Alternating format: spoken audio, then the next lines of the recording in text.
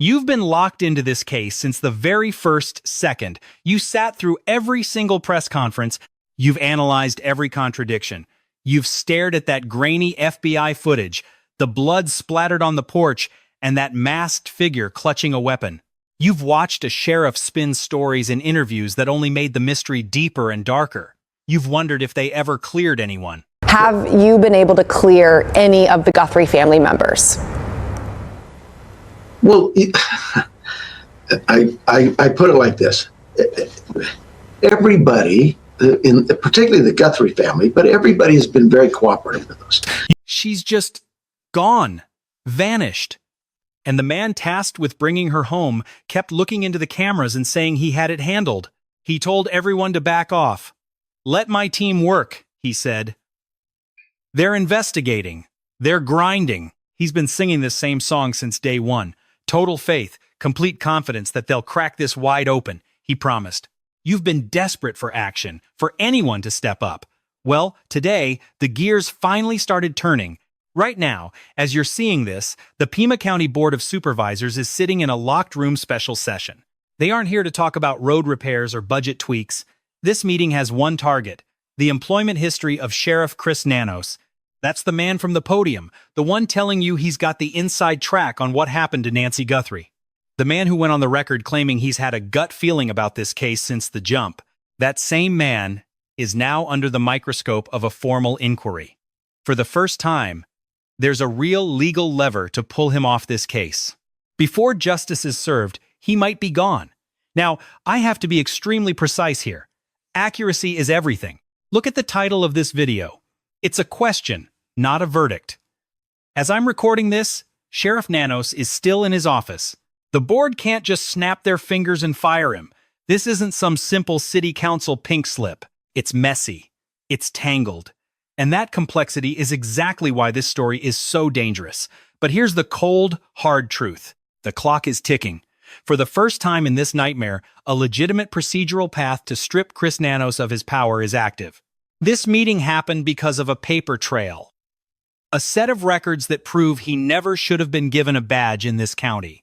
These are the El Paso records. Let's look at what the public was allowed to see for all those years. Where are you watching from? Tell me your city in the comments.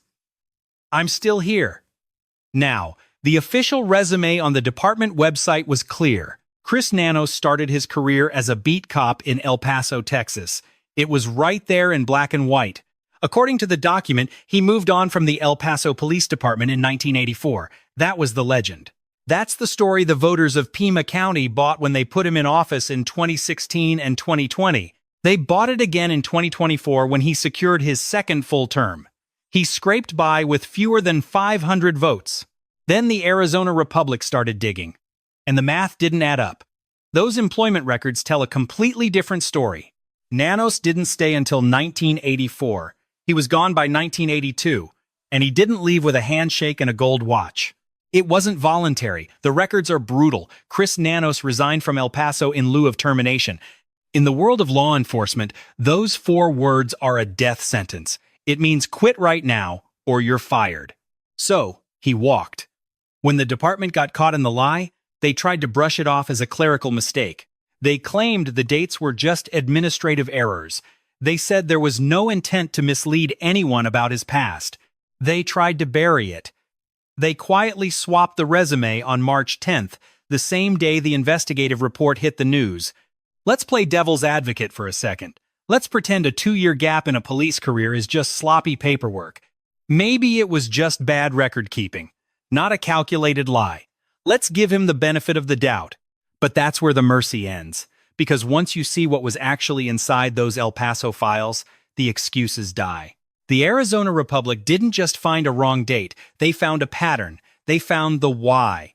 8 suspensions. 8 times he was pulled off the street. In just 6 years, Nanos was benched for 37 days. Think about that. Over a full month of his career was spent in the penalty box for misconduct. But the numbers aren't even the worst part. It's the what. It's the reasons for the discipline. Excessive force, a weapon discharged, off-duty gambling, showing up late, not showing up at all, blatant insubordination, dereliction of duty, threatening people. illegal use of his siren, breaking direct department orders. His internal affairs card was a disaster. 26 separate allegations in just a 5-year window. 26. That's a file that should have ended his career before it even started. By March of 1982, the pressure finally boiled over. Nanos was slapped with a 15-day suspension without pay. "I'm still here. Let me know your thoughts." He lost pay after allegedly injuring a robbery suspect during a bust. A grand jury declined to indict, but the suspension held. That same year, the El Paso Police Department started firing him. The official paperwork cited insubordination and consistent inefficiency. Nanos fought with his bosses over an officer's right to take fake plates. Instead of being fired, he quit. He resigned. Nanos wasn't all bad in El Paso. He actually won an Officer of the Year award in 1979. After saving his partner's life, his chief wrote a letter calling him an excellent officer, but closed it with this: "He needs to grow up." He was 20. He was 20-something working West Texas. He had talent. He also had a record that would follow him forever, even when he tried to hide it with a fake date. He buried it. But Supervisor Matt Hines won't let this go. He shouldn't. If the El Paso records existed, Nanos should never have been hired as a Pima corrections officer in 1984. The hiring process either missed those records or just ignored them. Either way, the beginning foundation of his 40-year career was built on a lie. As Hines told 13 News, just because he wasn't caught doesn't mean that isn't his true character. It was his choice to hide and not reveal that history. It's him. Just because he got away with it doesn't change the truth. The deposition. December 2025, 6 months before Nancy Guthrie vanished, Nanos was in a deposition. It was a lawsuit involving former Deputy Aaron Cross, one of Nanos's critics. A man the sheriff sidelined in a way that sparked legal action. A standard question is, have you ever been disciplined or suspended during your career? The Arizona Republic reviewed the transcript. The reporter found the exchange. Nanos was asked directly, had he ever been suspended in law enforcement? He answered, "No. I am still here. Tell me which city you're watching from today." No. 8 suspensions, 37 days, 26 allegations. Serious stuff. And under oath, he said no. Nanos addressed this on a March 20th radio show. He sat with Tim Steller and Bill Buckmaster to explain his answer. He said he was only thinking of his 42 years in Pima County. But throughout the 6-hour deposition, he claims he told them, "Look, if you find documents, go with that because they'll be more accurate." He is saying his memory just failed him. He's blaming the clock. He says he wasn't thinking about El Paso. He deferred to the files. Journalist Tim Steller explored this defense in a column published this week. The column dropped. Steller wrote that the recall effort is justified. He used the big word, perjury. That word has massive legal weight. It's a heavy hit. I'm no lawyer. This isn't a court. Steller isn't a judge. But when an officer's sworn testimony contradicts a record of 8 suspensions, the word perjury comes up. It already has. Steller wrote it. Supervisor Hines said normal people can't just lie on their resumes. They certainly can't give false testimony during a deposition about anything. Then Hines asked the question that matters to everyone watching this. This is disqualifying for law enforcement. We might have to reopen every case he ever touched in Pima County. Every case. Every piece of testimony over 40 years where lawyers deserve the truth. That isn't a small thing. It's a massive legal mess. The sheriff's office called it discrepancies. Was this a cover-up?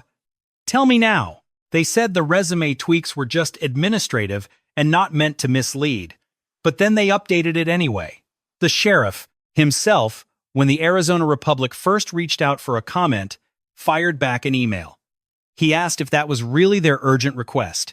He asked if they wanted to go back to his high school and find out why the principal gave him a SWAT. Good luck.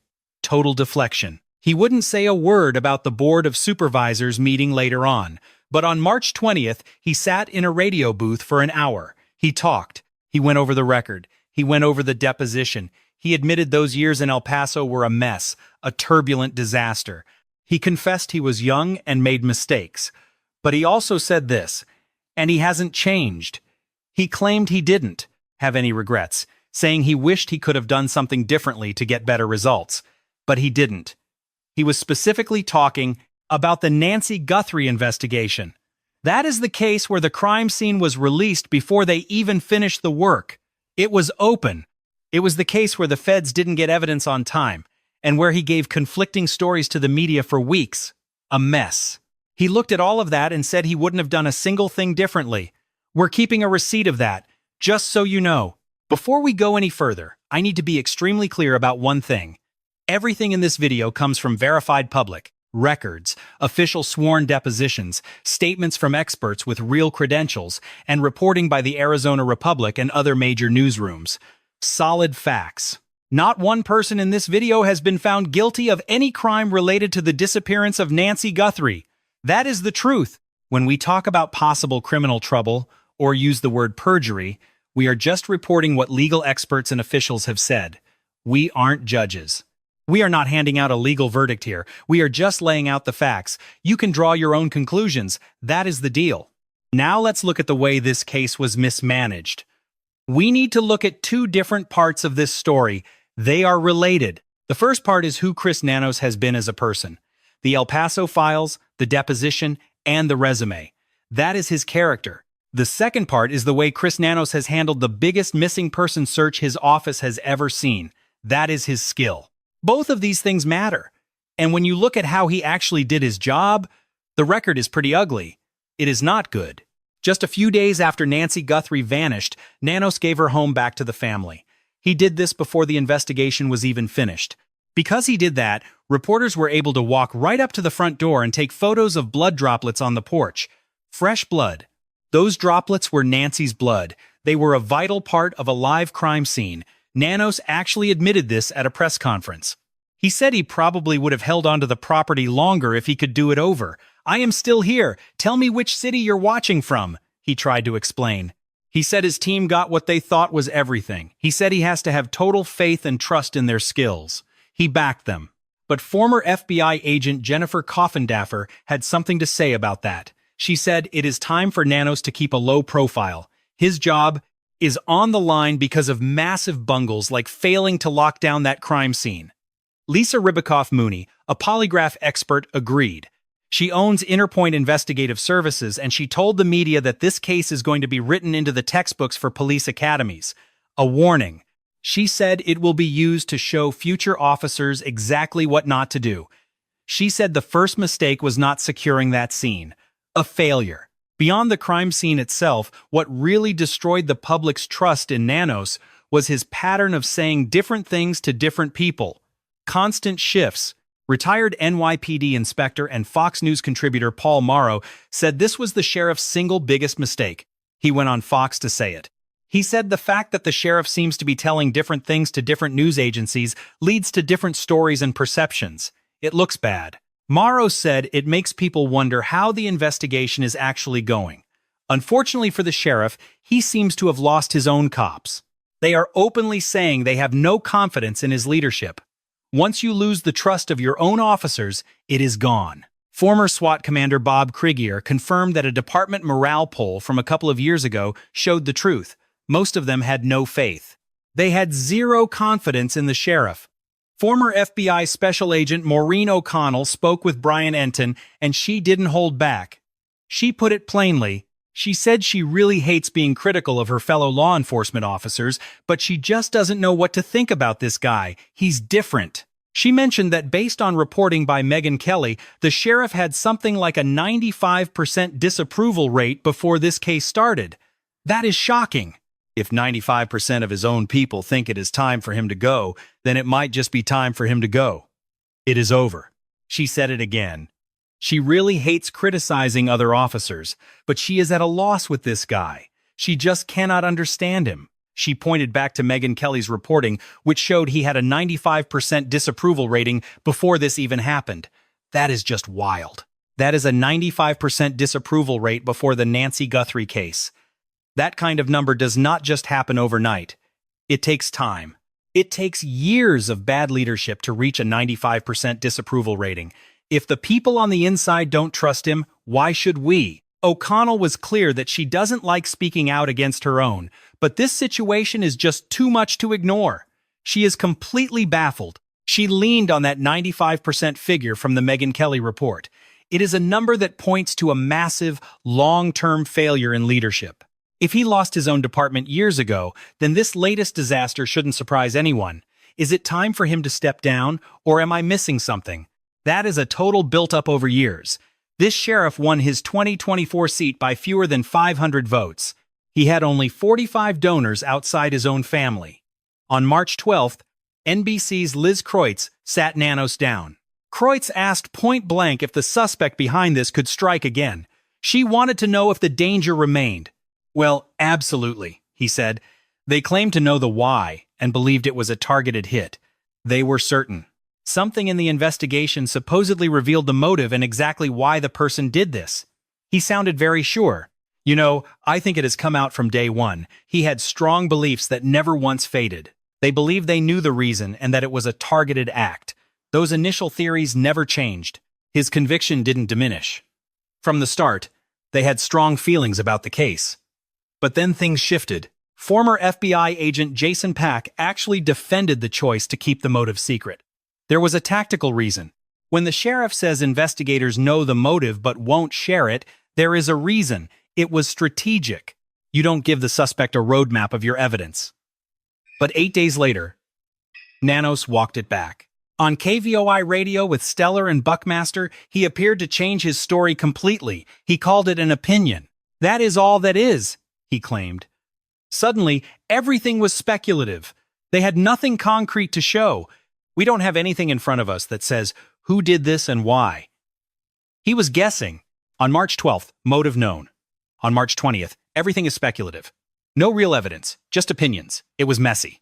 Jason Pack told Page 6 there was a major issue with the press strategy. It lacked real discipline. He suggested coordinating with FBI leadership would serve everyone better. But Nanos wasn't listening to that advice. This is the man who, when asked about his past in El Paso, told a reporter, "Good luck with your hit piece." Then came the political reckoning. Matt Hines is a Democrat and a Pima County supervisor. He backed the Republican. This is not a partisan hit. It's a fellow Democrat saying the quiet parts out loud on the record. He told 13 News that the most shocking thing is that Nanos hasn't already resigned. It was overdue. "I am still here. Let me know in the comments which city you're watching from." He told Newsweek he lost confidence. He lost faith in 2024 when Nanos corrupted an election using his office to threaten his opponent. He used resources to silence his opponent. Most importantly, he has betrayed the trust our community placed in him. Without that trust, he cannot effectively lead the department. Hines then said what many were already thinking. No other official had put this on the record so clearly. He went after Nanos' entire career, his entire work history, his entire career. All of it. He has been perpetrating a fraud for 4 decades. His entire career a fraud. 4 decades. Nanos responded by saying he had 40 years with no discipline. Hines did not soften his stance. "No, you were a bad cop, period, and not qualified to work here. I would say it to you now. No, you were a bad cop, period." He was incredibly blunt. "And not qualified to work in Pima County then, and I would say it to you now," Hines added. He can't continue. On March 12th, Republican candidate Daniel Gutierrez launched a formal recall effort against him. He filed with the Elections Department. To trigger a recall, they need 120,000 signatures. They need those valid signatures within 120 days. Gutierrez already has 500 volunteers helping. He told the New York Post that Nanos is an embarrassment to Tucson regarding the Nancy Guthrie case. Everyone is pretty disgusted, Democrats and Republicans. Nanos responded to the recall calmly, calling it a right. "We are aware of the recall, and it is the right of the people. We honor their will. That is what makes democracy. The recall and the board process are on 2 separate tracks. The recall is citizen-driven and slow. The board pathway is institutional and potentially faster, despite the legal hurdles." Supervisor Hines found a narrow path under an old, territorial-era Arizona law. It's mostly untested. There is very little case law to reference. But the board can compel officers to report under oath. The recall is citizen-driven and slow, while the board pathway is institutional and potentially faster. There's a catch. Significant legal barriers exist. Supervisor Hines identified a narrow pathway under a territorial-era Arizona law. It's rare. It is largely untested with limited case law to reference. The board has a very specific power. They can compel any county officer to appear and report under oath. If they refuse, the fallout begins. Thanks for watching. Hit subscribe to see what happens next. The board actually has the power to toss him out, but they have to wait for 10 days of him refusing to play ball. This legal move hasn't been pulled in Pima County since 1994.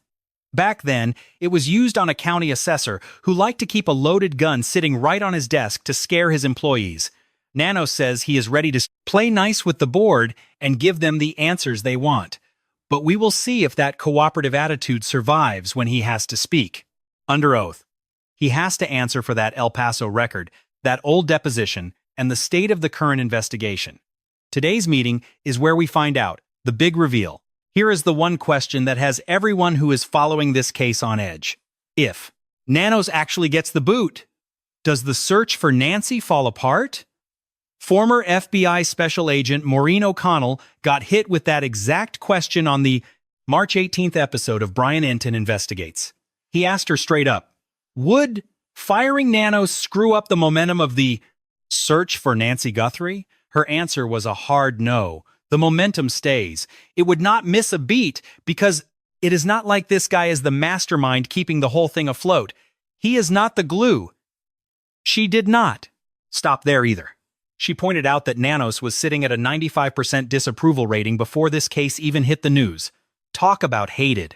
So if the public thinks it is time for him to pack his bags, she says it is probably time. The FBI Phoenix Division is running the Guthrie case out of their Tucson office right now.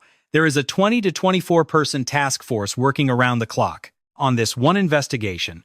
It is a 50-50 split between Pima County deputies and the feds. And here is the thing. The FBI side does not take orders from Nanos. The work does not stop if he gets fired. The search keeps moving. What actually stops the moment Nanos is gone is the constant stream of double talk coming from the man in charge. The contradictions. It stops the guy who claimed he had strong beliefs on day one, then turned around 8 days later and called the whole thing speculation. That ends. It stops the guy who let the crime scene go early. The guy who bypassed Quantico to send evidence to some lab in Florida. The guy who apparently cut security for the Board of Supervisors just to get back at them. If he is out, he loses the badge. He loses the mic. O'Connell also dropped a heavy truth about the bigger picture that you need to hear. She said she is convinced this case will be solved. She talked about times in the past when people thought they were stuck, that they would never close it. She said the agents were all smiling because they already knew they had it in the bag, but she was not exactly optimistic about Nancy's safety. She said it quietly. Unfortunately, everything is telling me it is too late for Nancy. I am still here. Drop your city in the comments. So this is the reality. Nancy Guthrie has been gone since the early hours of February 1st, 2026. That is 52 days. A guy in a mask with a handgun showed up at her front door. They found blood on her porch and the lab confirmed it was hers. Her meds, her purse, and her phone were all left behind. The FBI has 20 to 24 people on it. But the DNA from the scene? Nothing. No hits, no public suspects, no handcuffs. And the guy running the local side of this whole mess, the guy who says he knew what happened from day one, is being grilled by the Board of Supervisors today. But it is not about the investigation. It is about what he did decades ago, a deposition, a resume, a lie he has been living with since 1984. While he sits in that meeting, 500 volunteers are out on the streets grabbing signatures. The clock is ticking. 120,000 names in 120 days. Supervisor Hines is not holding back. He told the press that the craziest part of this entire disaster is the fact that Nanos hasn't quit yet. He called Nanos' entire career a complete fraud that he played on the people of Pima County for 40 years. He looked Nanos in the eye and said, "You were a bad cop, period." But Nanos is still there. He went on the radio, March 20th, and said he doesn't need to be a warrior. He said, "We don't need a warrior. We need a guardian." A guardian. who said he wouldn't do a single thing differently, a guardian who wouldn't change one detail about this investigation, the same guardian who told the Arizona Republic, good luck with your hit piece when they started asking questions. The board is meeting as you watch this. Whatever they decide, whatever they demand, and whether Nanos actually listens or not, we'll see. Whether he still has a badge when the sun goes down on March 24th is still up in the air. We will post an update here the second the news breaks. But here is what we do know for sure. Nancy Guthrie has been missing for 52 days. Her family is still waiting. Her neighbors are still waiting. And the man who has been telling the world he knows exactly what happened is currently fighting like hell just to keep his job. Subscribe and hit that notification bell right now. This is far from over. And Nancy, if you are out there, if there is still a chance, we are not stopping. This channel is not going anywhere. We are staying right here until we find you. Subscribe and turn on notifications.